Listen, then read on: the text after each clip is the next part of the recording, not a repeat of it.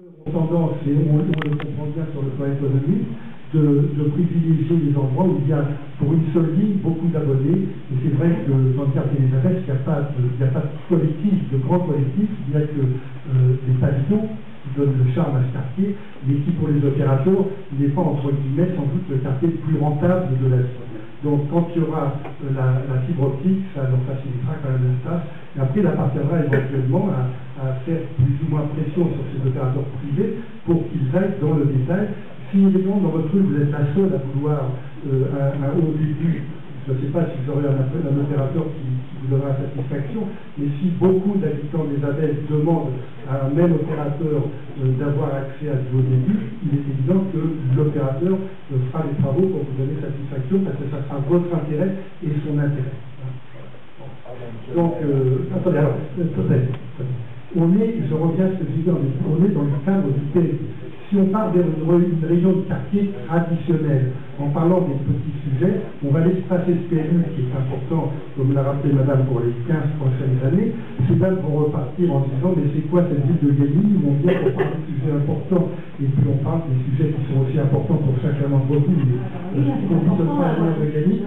Donc on va essayer de revenir au PLU, c'est-à-dire sur les sujets qui ont été passés. La première observation était une observation d'une grande importance. Je souhaiterais qu'on reste dans des interventions à des niveaux d'intérêt général, même si on peut, après cette réunion sur le PLU, prolonger un petit moment sur des questions plus ponctuelles d'intérêt culturel. Si vous êtes d'accord.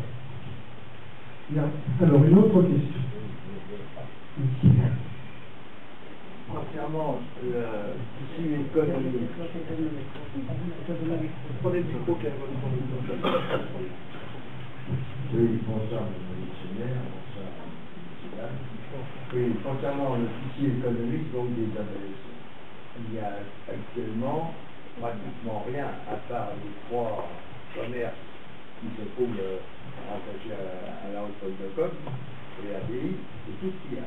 Alors, on se demande un peu comment peut-on faire pour amener dans le secteur d'autres commerces. Il y a eu pendant un certain nombre d'années le fameux mystère, qui est devenu radar, qui est devenu Philippe Potin. Ce commerce a disparu, il n'y a plus rien. Alors, pour les personnes âgées qui n'ont pas de moyens de se déplacer, eh bien, c'est difficile pour aller acheter donc des légumes.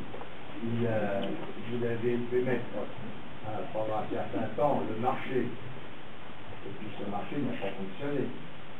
Et actuellement, on est au même point. Et je ne vois pas comment peut-on faire pour amener donc, ce genre de commerce dans le quartier. Il n'y a pas de terrain, il n'y a rien du tout pour implanter une petite supérette, il n'y a rien du tout. Il y avait le terrain du charbonnier, là, là, évidemment, le Chassan a préféré morceler son terrain et le vendre à des charbonniers que de le vendre peut-être à la ville pour y implanter une supérette. Merci de votre intervention. Alors, c'est une problématique qu'on a soulevée dans un certain nombre de quartiers. Aujourd'hui, on est dans une situation où les quartiers périphériques des communes, pas seulement de Gagny, des communes, ont une difficulté d'avoir un commerce de proximité. Donc vous avez évoqué avec juste raison le marché. Je vous rappelle qu'il y a une dizaine d'années à peu près, donc je me suis efforcé de faire implanter un petit marché. Et vous l'avez dit vous-même, le marché a disparu faute de clients. Le problème, il est là. Moi, j'ai le souvenir de l'autre côté de la voie ferrée, d'une réunion il y a quelques années où on m'avait soulevé le retour d'un petit marché qui existait à la pointe de Cour. Nous en avons débattu pendant une demi-heure ou 3/4 d'heure, où chacun avait son opinion sur le retour de ce petit marché. Au bout de 3/4 d'heure, j'ai demandé quels sont ceux d'entre vous qui iraient à ce marché s'il était remis en vigueur. Deux mains se sont levées pour dire nous irions. Et donc, le problème est arrivé. Un commerce, il n'existe et il ne perdure que s'il a une clientèle suffisante pour vivre. Alors, vous avez effectivement 3 commerces qui fonctionnent bien, qui marchent bien, parce qu'ils ont une clientèle, parce que ce sont des commerces de proximité qui sont de grande qualité. la pharmacie, qui est malheureusement un établissement incontournable pour tout le monde à un moment quelconque de l'année. Mais pour faire venir d'autres commerces, il faudrait qu'il y ait une clientèle. Or, je suis sûr que 99% des personnes qui sont ici présentes vont faire leurs courses au Monoprix de Shell, qui à Shell 2, qui à Super U, qui à Attaque, qui à Intermarché, c'est-à-dire en dehors de la ville de Gailly. Et bien entendu, tous les commerces qui existaient, parce que Gailly avait des commerces dans tous les quartiers, tous les commerces sont fermés, non pas parce que les commerçants avaient la volonté de fermer, mais parce que les commerçants n'avaient plus les revenus suffisants pour à la fois payer leurs charges et dégager un bénéfice suffisant pour vivre décemment. Donc aujourd'hui, la question, elle est celle-là. Comment peut-on faire pour faire revenir des commerces? Peut-être pas dans tous les quartiers, parce que vous avez tout l'inconvénient aux Abbesses, c'est d'être un quartier, on l'a souligné, qui est un peu coupé des autres. C'est-à-dire que les commerces qui sont ici ne peuvent vivre que par le quartier des Abbesses ou par les Abbesses de Chelles.